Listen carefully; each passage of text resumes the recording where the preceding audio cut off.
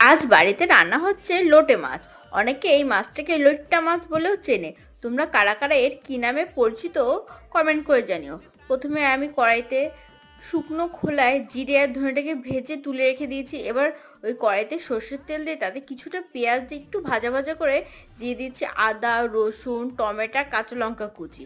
আর দিয়েছি প্রথমত লবণ আর হলুদ দিয়ে একটু ভাজা ভাজা করে আগে থেকে কেটে ধুয়ে রাখে লোটে মাছগুলো দিয়ে নাড়িয়ে চাড়িয়ে দেখো লোটে মাছগুলোর থেকে মাছ আর কাঁটাটা আলাদা হয়ে গেছে।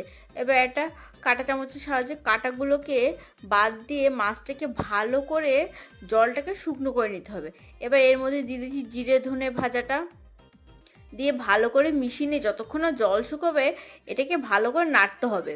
এবার নামানোর আগে একটু গরম মশলা দিয়ে আর একটুখানি মিশিয়ে নামিয়ে নিলে তৈরি আমাদের লোটে ঝুরঝুরে। এবার গরম গরম ভাতের সাথে এই লোটে মাছের ঝুরঝুরে খেতে অসাধারণ লাগে।